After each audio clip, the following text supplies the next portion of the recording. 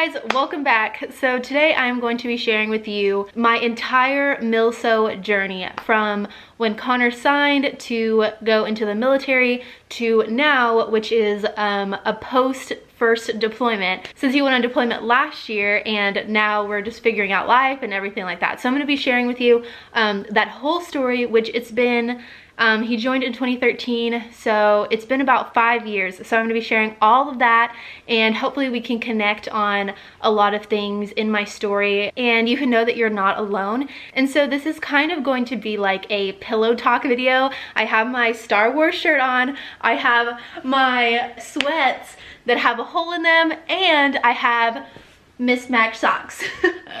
So I'm basically like pillow talked out. Like I have my whole like let's get cozy, let's talk about life. And so I'm just gonna share with you again like my whole story, and hopefully you can connect to some of it. Okay, so I moved because my lighting is being weird. It might continue to be weird, but whatever. But something that I did want to say is that it's super cool that the military life is so unexpected, just like my lighting. It's so unexpected, but it's cool because even through all the unexpectancy, we still face the same challenges. And there are so many things that you guys connect with me on, which is so amazing. And so I hope with me sharing my story again, I can connect to you guys a little bit and the things that you guys are facing. So to give you a little bit of a backstory, I am actually a few months older than Connor. A lot of you guys already know that, but I'm a few months older than him. I was born in August, he was born in December, but I'm actually an entire grade older than him. So when I was a junior in high school, he was a sophomore in high school. And so we actually dated when he was a sophomore and I was a junior. And we dated all throughout high school, but actually when I went to college and I was a freshman, we broke up. And we broke up just because we were maturing now at different rates, and I was in college learning a lot of new things and he was still in high school, and we were fighting a lot, just like didn't agree on a lot of things.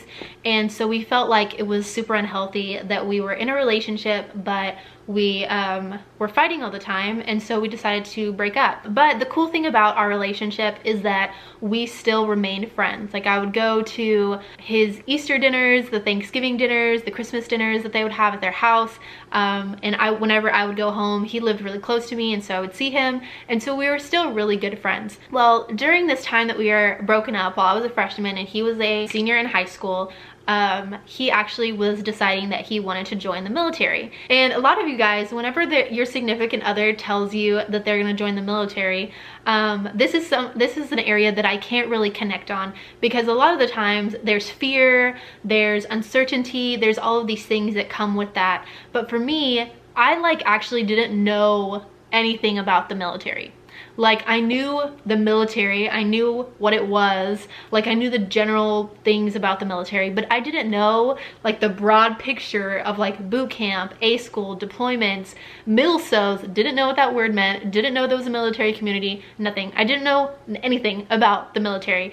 And actually like a majority of my family went into the military, but they were more of like my extended family, and they were older, they were veterans, they were retired, everything like that. And even my stepdad is a retired Navy veteran. And so like I didn't know about any military relationships. So when he decided he wanted to join the military, I was just like, okay, cool, like do what you want to do. Like very encouraging, like just all of this stuff of like not very fearful. I think I kind of like was like, what does that mean? But I wasn't really scared. Also at the same time, I was just his best friend, so it wasn't like it affected me a lot. But yeah, so he decided that.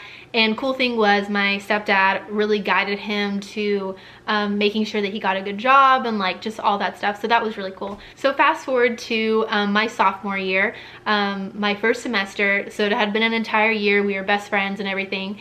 And he was done with high school, and it was time for him to get shipped off to boot camp. And I remember like up until this point of him actually leaving, it didn't affect me. But I remember when I went with his family to drop him off at the Armed Forces building, and I remember crying when I said goodbye. And I like remember also kissing him, but I don't remember if that's actually true, but it was like funny because I remember kissing him and we weren't together. And so I think it was like this goodbye kiss of like, I still love you, but we're both leaving each other. And I don't know who kissed who, but like, I just remember that. And I remember like tearing up because he was leaving me. And I think that's when it hit me that like, one, I loved him, and two, he's actually leaving to go to the military. Like, he's leaving. And it was kind of embarrassing too, because I remember like, I wasn't his girlfriend again, but I was crying because he was leaving. And so I was embarrassed because I don't think his family was crying. Like, I think his mom might have been sad and she might have been tearing up, but I felt like this is really awkward because I'm not actually his girlfriend and I'm crying. And also at this same period of time, I just hated crying, and so that probably added to that, but it was just like very awkward. So he left to boot camp, and a few weeks in, his mom gets a letter from him and she sends me his address so that I can write him. And I got phone calls from him and I got letters from him, and it was like so amazing. And like, I remember it being pretty hard, especially whenever I was writing the letters. I remember sometimes crying on my letters and like trying to hold back my tears while I was writing my letters, because he has always been my best friend. Like, he was my boyfriend and then he wasn't, but we still loved each other. And now that he was gone, it was like that, your heart grows fonder. It was like, I missed him and I love him. And so I was writing him letters, and so it was really sad. But the cool thing about college is that there's so much to do. Like, whenever I was in college, I was in a sorority, I had my own group of friends, I was involved in like intramural sports, I did, had my actual schoolwork, and I had projects and stuff. And so I was like always busy doing stuff, and it really kept my mind off of the fact that he was in boot camp. But at the same time, again, like, you still miss them. And so I really had to learn how to balance like having my time with my friends, but also being sad over him and actually letting my emotions out, and then also planning phone calls with him and like stuff like that. So sometimes it was really tricky, but we did make it through boot camp, and we actually have a video on boot camp. If you guys want to watch it, I'll put it up there. And so anyways, we made it through boot camp, and me and his family drove up to Illinois' Great Lakes to go watch him graduate. And it was during this time where he came back and like hung out with us, and I don't know how it all went down. Like, I cannot remember how it went down, but basically like we decided that we wanted to be boyfriend and girlfriend again. And it sounds so dumb when you say like, I want to be boyfriend and girlfriend, but that's what happened. Like, we wanted to be boyfriend and girlfriend. And so we got back together, and I actually don't think I knew what I was getting myself into, because I just knew that I loved him. Like, I knew that I wanted to be with him, but I didn't, again, know what the military lifestyle was. I had no idea. And so we started dating, and that entire year, guys, we only saw each other 3 times for a week. So I saw him 3 weeks out of the entire year. And I don't know how we did it. I have no idea. Probably a lot of phone calls, a lot of Skypes, a lot of whatevers, but we only saw each other 3 times. But actually the next year, in May of 2015, we actually got engaged, and then we got married. So we got engaged May 5th, and then we got married through the courthouse May 8th. And this purely was like God and his plan, and like it just like all worked out perfectly, because we actually didn't know when he proposed to me that we were gonna get married 3 days later. We actually had no idea. And so it was all just very sporadic. And we get a lot of questions about if our family approved of us actually getting married, and they did actually approve. I think really they approved because we had been together for like 5 years at this point, and really like a year of just being friends. But total 5 years. And I think they were mostly like, it's about time, And it was cool because my mom, I would have never guessed that she would have been okay with me getting married, but I think she knew that I loved him, and that like he was the one, basically. So what's stopping us? And also at the same time, like, I was gonna be going to San Diego to visit him that summer, and I knew that I would be staying with him at his house, and so I didn't want to fall into temptation of just like being with him and stuff. And I think that was a part of the reason that I wanted to get married, was because I didn't want anything to happen. And so yeah, so we decided to get married. And the first year of our marriage was tough.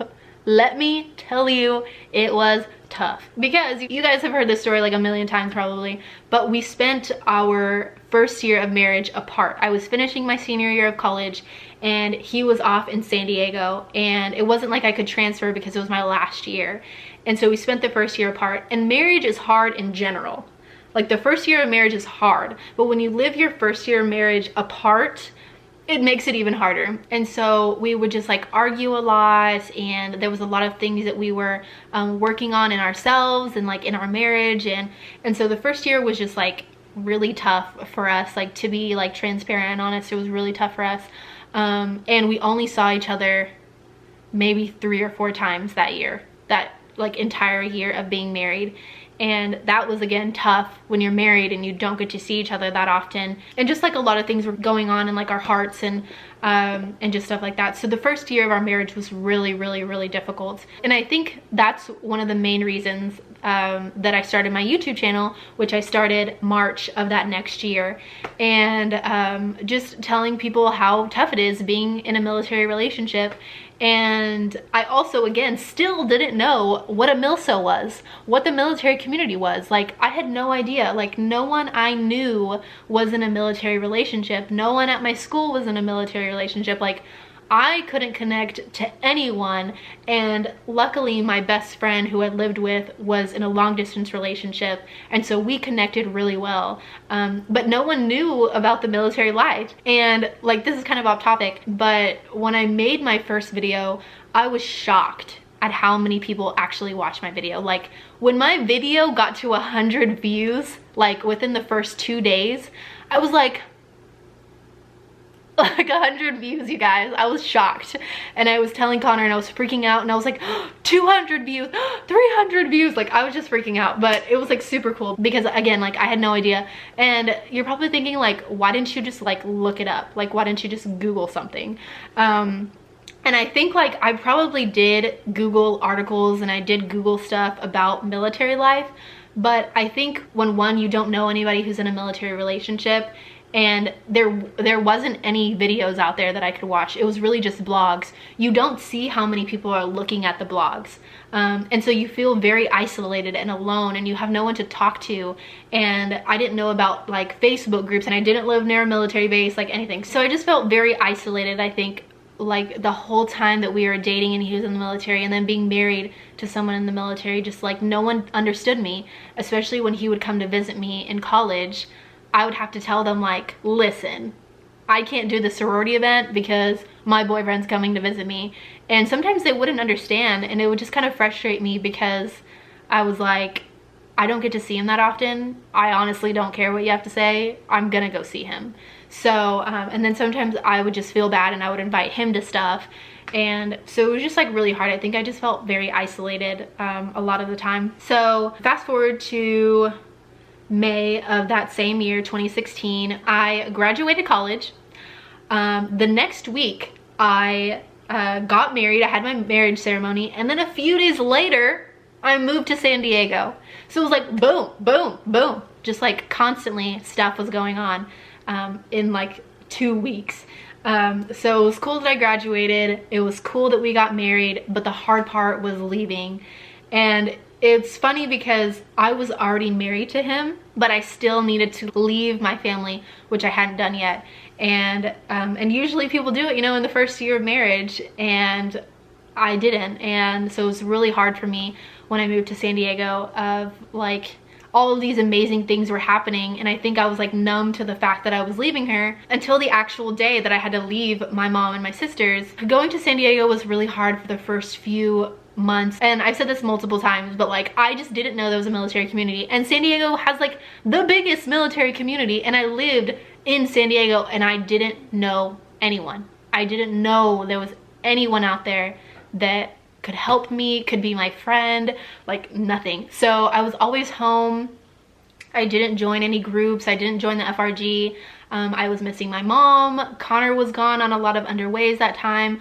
I really had to learn to like take care of myself and find fun things to do like in my house, because I didn't want to go out by myself in San Diego. And I think I eventually did. I went to the mall a lot, and I went to the dog park in Mission Valley, like that small dog park if you guys live in San Diego. But yeah, so San Diego was a really hard place for us. Looking back on it, I wish I would have known all of that, because I think my experience would have been better of like getting to know a lot of you guys, because a lot of you guys live in San Diego. But I didn't know any of that. And so again, I felt isolated, I felt alone. I was doing these videos, but I was again just starting off. And so yeah, it was just like really tough for me the first few months of living with my husband, because we were trying to figure out life together and learn each other, which is hard. Me try to not feel isolated. It's like a whole bunch of stuff, I think, was really hard for me in San Diego. And also we went to a church, but the church was so big that we couldn't get involved, and so we would just like go in and out like no one saw us, and so that was hard for me. But so anyways, it was just a really hard season, the first few months of us living together and being in this newlywed season when we had been married for an entire year before that, but it just didn't seem like it because we were living apart. So after San Diego, I only lived there for 6 months. He lived there for 1.5 years. So again, we moved to San Diego in May. Well, then that November, we actually moved to Washington in Everett, where we are currently at. And his ship just like suddenly decided to move, which again, I think is totally a God thing. Like God knew that we were meant to be here, because I was isolated in San Diego and he placed us here, and it's been the most amazing thing that like could have ever happened to us. And like the church that we go to, and the friends that we've made is just like beyond understanding.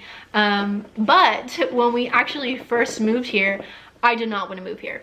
I was so upset. I was like, no, I do not want to go to Washington. I've heard that people are depressed there. I do not want to be depressed. I'm already feeling isolated. Why am I going to go to another place where I'm going to feel isolated? On top of that, it's raining, so then I'm going to be depressed. Like, I was just not having it, you guys. I was like so mad. And then I knew that Connor was going to be deployed like in a few months, or like they were gonna go on a lot of underways, and then he was gonna be deployed. And I was like, no, I do not want to go. I don't want to go. I don't want to go. I don't want to go. I was just gonna stay here. But eventually we came in November. We moved into our apartment, which you guys have seen in my past videos. And like, again, God did something like so amazing. When I was looking for churches in San Diego, I didn't see the church that we go to now. It was like just all these random churches, whatever. When I moved into our apartments, I Googled churches. The church was like less than a mile, 0.5 miles away from our apartment that we go to now. It was like God just placed us in the perfect spot. So we started to go to that church. The first day we went to that church, they walked up to us and they were like, hi, are you new? Where have you come from? Like talking to us and like seeing us as people and loving us as people. And the person who talked to us was like, do you want to join my home group? We're having a Christmas party like in a week or two. And we were like, sure. So we went to this Christmas party and we loved these people, and like long story short, we go to the church now. But it was like God put us in such an amazing spot to lead us to such an amazing church, to be able to support me when Connor left on his underways or his deployments. And so yeah, so like then going to the underways and the deployments, if you guys know, I have like a whole deployment series on how like I was every month or so of deployment. But a lot of people say that I like looked so joyful during deployment, which like they're saying it in a good way and not like a bad way. But I really think that the only reason I was joyful was because I wasn't isolated anymore. Like I had a church family, I had friends. I tried to look at the positives, because it was like God put us in a place where I thought was gonna be super depressing and suck, and he turned it into something beautiful. And like the atmosphere is amazing. Sorry, like the outside is that way. The atmosphere is beautiful and the mountains are beautiful. And in San Diego, it's so fast paced and you don't just like stop and breathe. But here you do. And it's like, I think I was just so positive and joyful all through deployment, because I realized like there are so many amazing things that God is doing right now that I probably don't see, but some of them I do. Like I do see that he is growing me to be independent. He's growing me to take care of myself and rely on him and not my husband. And so just like learning all those things, and deployment was tough. It was one of those tough things that you're like, I'm glad I went through it because I learned so much, but please, I do not want to go through this again. So I really tried to let myself cry when I needed to cry, because it's so important to cry. But at the same time, I knew that when it hit the point where I don't need to cry anymore, I needed to get up. I had to do that. I had to learn, okay, now you need to get up, Brittany. And I learned to like smile and dance and sing. And like, I love dancing and singing. So like, it is so therapeutic, you guys. If you don't like dance and sing, like just do it. Like do it when you're alone if you are bad at it. But it's just so therapeutic to just like be free in that, like in a space. And so that was something that I love to do. And journaling, I really learned, like I'm slowly still learning how to journal. And stuff like that. So deployment was like super good for us. Connor learned a lot on deployment, and he was a lay leader for his ship. And so his relationship with God grew so much through deployment, which was really cool. I think my voice is starting to get raspy. I'm not sure. But anyway, so we went through deployment. Him coming home from deployment was tough. Like, it was really tough. No one tells you about the post-deployment stage. Like, it's like the beautiful videos and like the pretty pictures, but you have to get back into like life with each other, and you have to work out the kinks again. And honestly, like, they change a little bit. I feel like there's like a scale of how much they change depending on how they're able to handle their own emotions. But for Connor, he's really learned how to handle his emotions. But when he was on the ship with guys all the time, he would bottle in his emotions a lot. He would get angry at them a lot. And so when he came back, neither one of us knew how to communicate well, because he had been communicating out of anger on his ship because people are making him upset. And I haven't really been communicating with anyone because no one's making me mad. So I've just been like happy, happy, joy, joy, like with other people, while he's getting mad at people. So then when we came together, it was like, like, he would get upset, I would just start crying because I'm like, I don't understand what's happening. Like, aren't we supposed to be happy? But he doesn't understand how to handle his emotions anymore. And so we really had to learn like how to re-communicate with each other, which we're great now, but that first few months was really, really hard. We took all the things that we learned and we're putting them into our everyday life and learning how to communicate well and learning how to talk through situations. And the Lord has really, really grown and shaped us these past 5 years.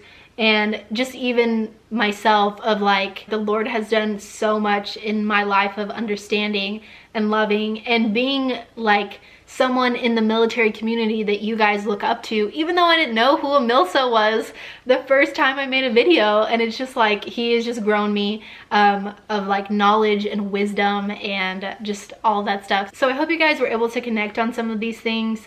Our story is a little bit weird and different because I'm not your typical, like, I guess, military person. Really, is anybody a typical military person? I don't know. Our stories are all like weird and just chaotic, I think. But I hope you guys enjoyed this video and enjoyed a little bit of my story from beginning to end, because I know I get a lot of questions about it. If you do have any more questions, you can leave them in the comments and I will answer you. I've been really bad at answering my emails just because I've been getting so many lately, but if you do put them in the comments, I will be sure to answer them really quickly.